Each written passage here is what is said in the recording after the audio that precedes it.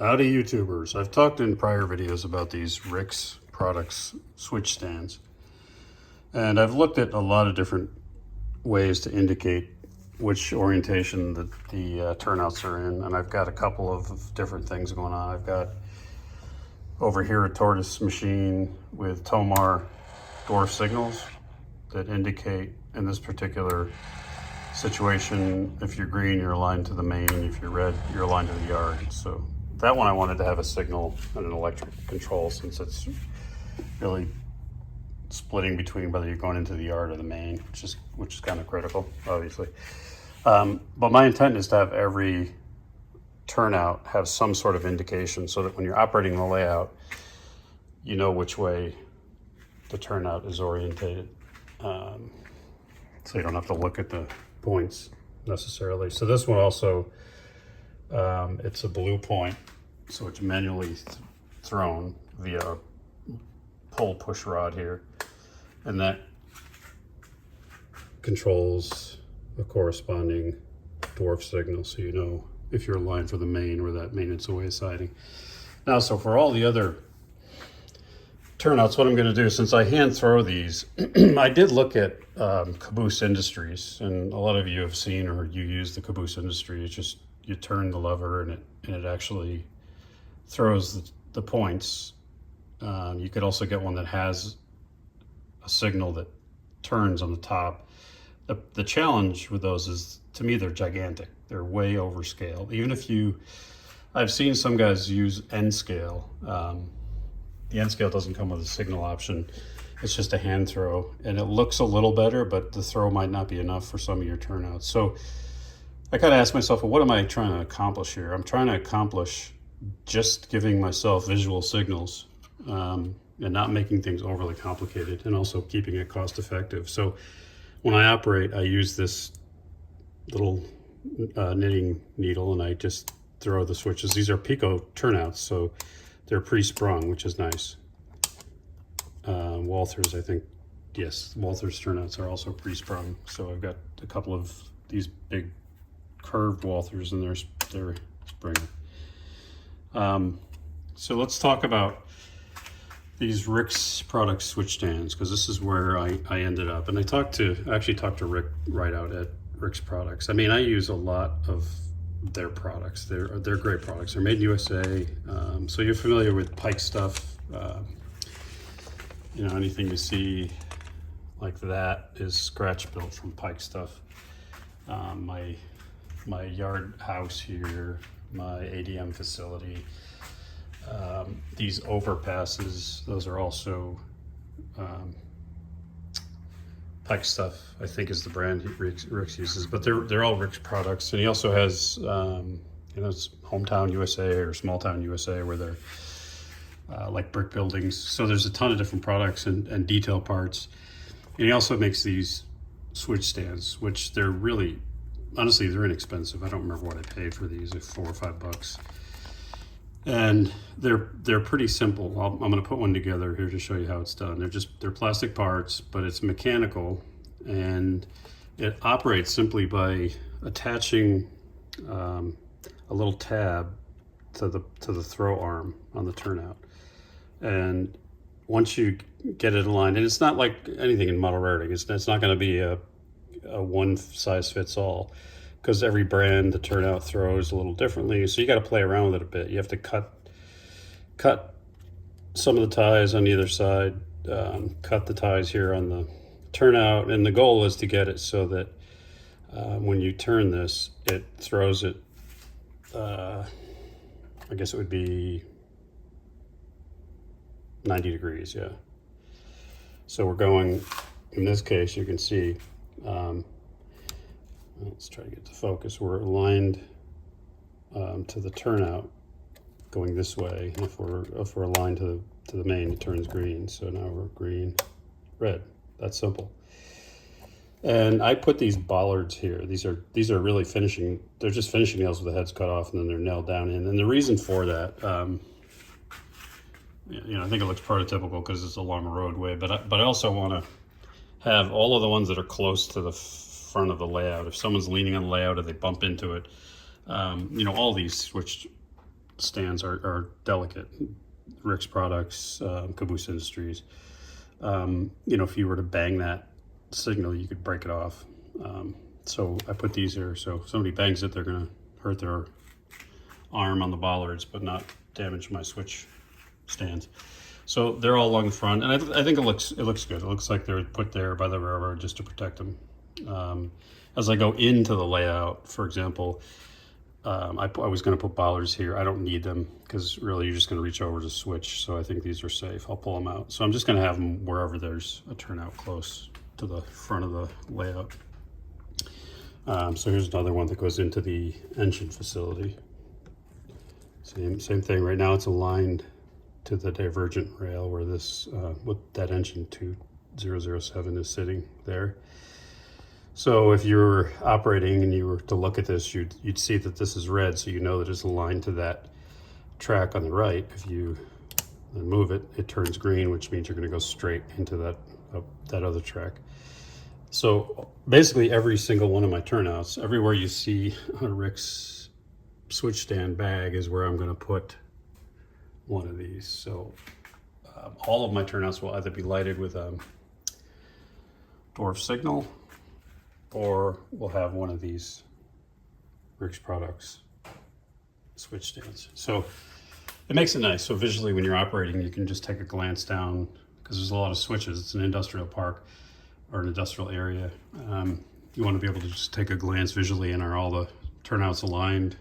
Are they green in the route that you want to take? If there's some that are red, you just switch them. So pretty cool and simple solution. And you know, once you assemble these, which I'll show you, you have to find, you just kind of figure out how much of a throw you have there, and then position this in a way that there's enough of a throw to move that signal 90 degrees one way and then back the other. And it takes a little bit of fussing around, but I've got it to work on the Pico number 5s, Pico number 6s, even got it to work on this one, which is a 28 inch radius Walther's curve turnout. So I haven't found an application that it doesn't work. There was one that I had to play around with. It was this one here a couple times. It was really just me learning when I first put it in. So let me I'll go to the workbench and I'll show you what you do to put these things together, because it's really not that difficult. So let's take a look at that.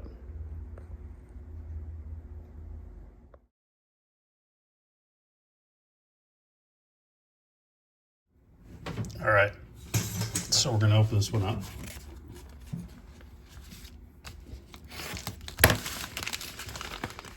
And there's your assembly instructions. Pretty straightforward. It's got all the parts on my little card here. So just, you know, carefully remove them, obviously, because they're, you know, it's sturdy. It's a highly detailed part, so everything in HO is going to be somewhat fragile. So this is the throw arm. I mean, this is the arm that the conductor would swing over to turn the turnout points, but it's non-functional. It's decorative. I mean, what actually turns it is the switch itself. That turns this signal head. Let's see. There's also, you know, if you really want to get into it, I've got a couple of Tomar. Tomar has an actual LED lighted signal, red green, that rotates the same way. It'll rotate 90 degrees. So when the turnout moves, it'll rotate that LED lit lantern to go from red to green, or green to red. But it's really meant to work more with a switch machine. So there's a mechanism that it comes with that you have to kind of adjust the wire so that it turns that, or it rotates that light 90 degrees every time the turnout moves. I haven't quite figured that one out yet. You know, I'll do a video when I do. The neat thing about that is you'll have a lighted signal.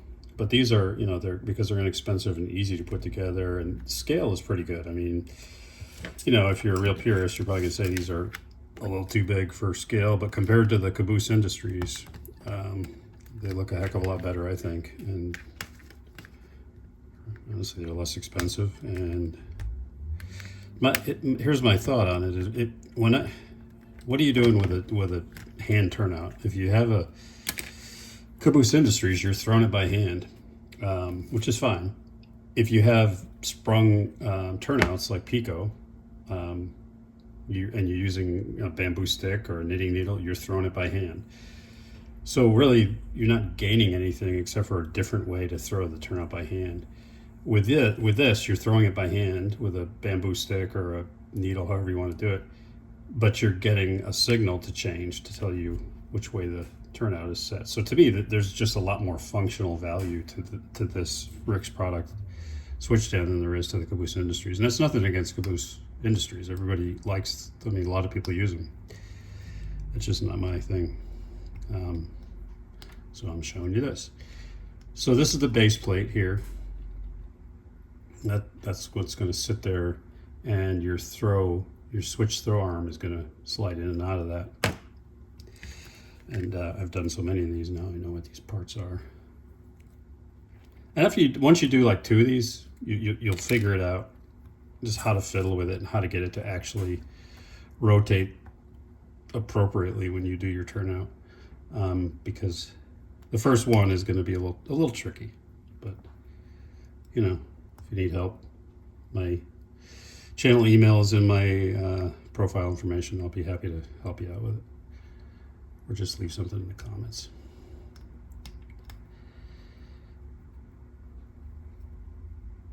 So now this is the top, and this is where the shaft comes out that the signal head sits on. So that's going to go here on the base.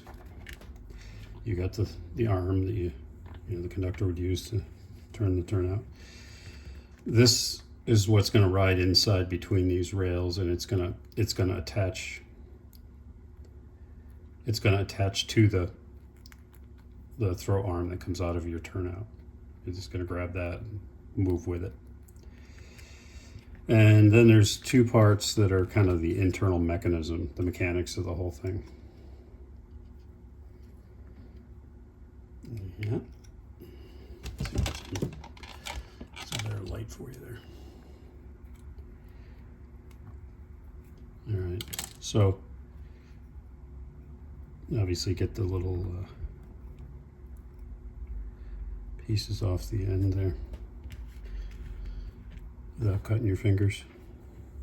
Use the little nippers, but I just use the razor blade. And be careful when you're doing this, because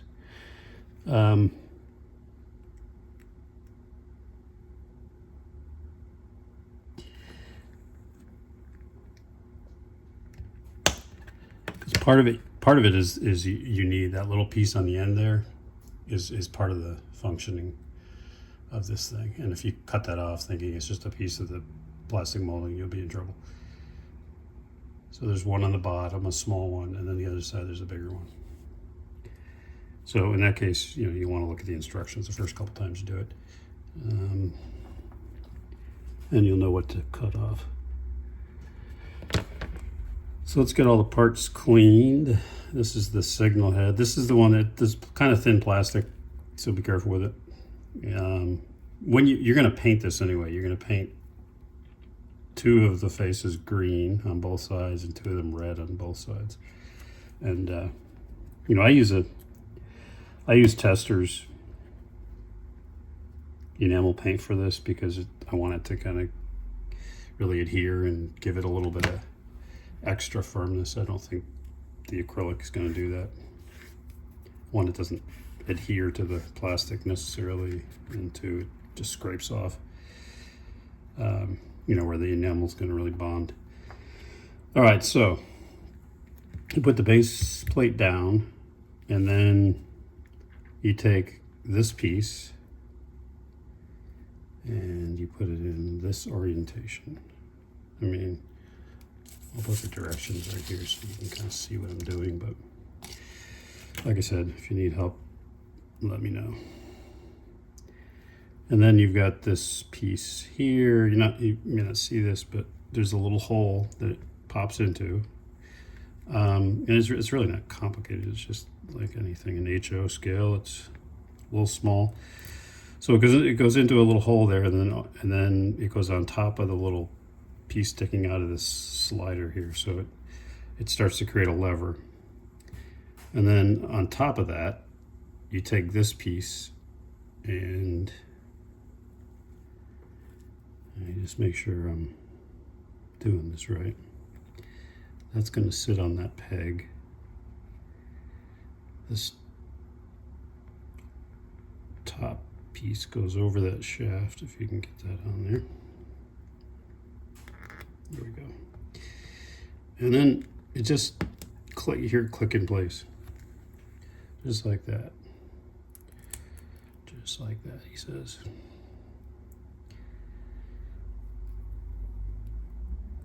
Oh, you know what? Here's where one little trick is there is a stop on it, so the orientation matters. And of course, I had a 50% chance of getting it right, and I didn't. I got it wrong. So yeah, that stop goes back toward the hinge of this. I mean, you'll know if you get it together wrong because it won't work. There, and it snaps in. So there's two little pieces that just snap in there. And now you can see what happens here. When I rotate this shaft, that bar slides. Let's do this. So what's going to happen is the throw arm on your turnout is going to push that when you turn the switch, and then it's going to pull it when you turn the switch the other way. So, and this will just glue on here, and you paint the whole thing. So this one's not a functioning part, but it does look better with it on there. So now this has the underneath of the little signal head is open, so you can it's a press fit. And what I strongly recommend is, there you go, you just press fit it on there. Don't glue it. Like, definitely don't glue it at this point. Get everything ready and working, and the signal's turning correctly. And if you're going to glue it with anything, you might want to consider using a tack glue that's removable if you have to remove it. Because if you have to adjust it, because sometimes you have to maybe adjust that. And if it's super glued, or if it's cemented on there, forget it. If it's CA glued, you might get it off. But so now you can see how that rotates. Just simple as that. So your turnout's going to push that arm, and it's going to rotate it, and then your turnout's going to pull that arm, and it's going to rotate it. So that's how you get the red-green signals that you saw on my layout. So then, now what I do, I take cement, plastic cement, whatever brand you choose, and this is the be careful part, because you don't want to. This stuff tends to the capillary action, it'll go everywhere. So just right at the base where it's snapped together there, teeny drops, and that'll hold that thing together. As long as the components are all in the right place and everything's moving freely, you're good to go.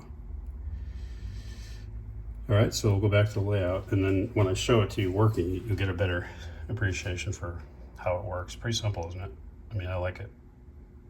Paint that with some flat black and some rust, and just don't get paint on the moving parts. The paint, I would use acrylic at this point. The signal, I would use an enamel or something that's going to really adhere to the plastic and give it a little more rigidity, but down on the bottom here, I would use an acrylic so that it doesn't stick the parts together.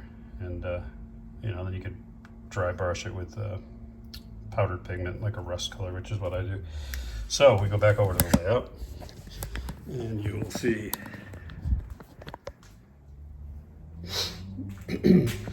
again how these work. So let's take a look at it here, and you can see that I cut these because these tend to be long on both sides. Let me show you one that's not cut. I must have There we go. So again, Pico turnouts, you see how that's how they come stock out of the box, or out of the package. So you could put these on either side, depending on where you have room, really. That's how I'm doing it. I mean, I couldn't put it here because it would interfere with the trains.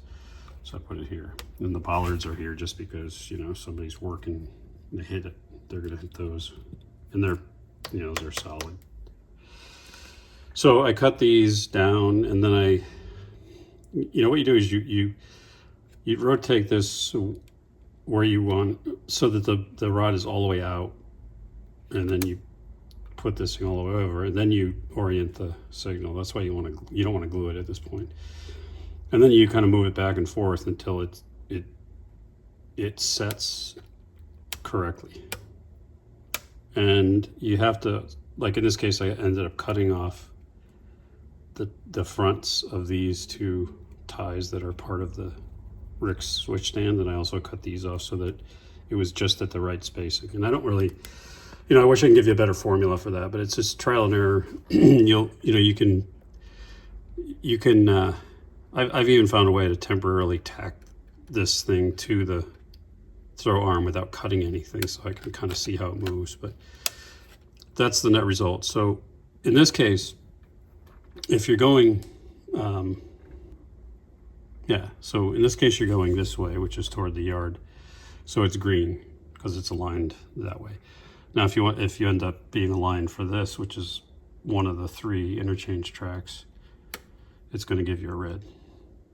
So if you're starting out your operating session and you take a look at that and you say it's red, well, if I'm going in that direction, it's got to be green. Not rocket science, but so that's it. I mean, I just love the way they work. I love the simplicity.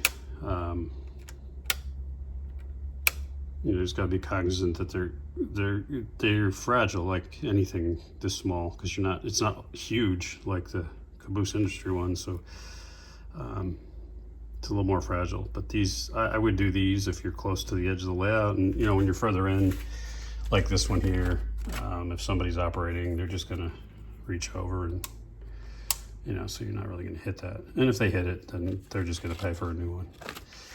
So you can see how many I've got to do here. I've got 1, 2, 3, 4, 5, 6, 7, 8, 9, 10, 11 over there. Down there is already set up with a blue point and a signal light. And I've got on this CSX yard, I got 1, 2, 3, 4, 5 to put in there. But they're fun to do, and the result is they look pretty good. So how many do I have in so far? I've got 1. I haven't ballasted yet either. 2.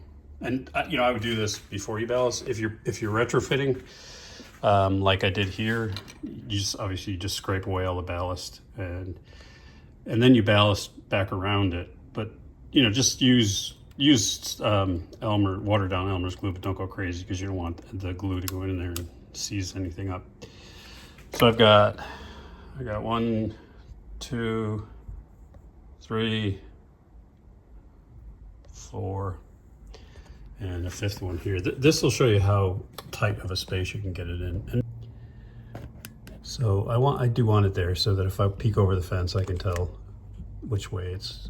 I mean, you can look at the turnout anyway, but I figured since I'm going to have them everywhere, might as well put one there. But in that case, I just cut the ties closer in, and I was able to get it to rotate the way I needed it to, and get it painted.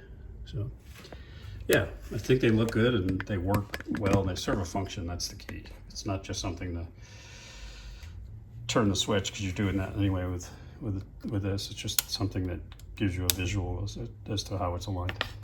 So I hope that's helpful. I want to thank Rick Rideout over at Rick's Products. He's got great products. He's not a sponsor. I just like to collaborate with him because, you know, it's sort of like my relationship with Tomar. I like the products, I use them, and I'm able to have good dialogue with Rick, just as I am with folks over at Tomar, Julie, and some others.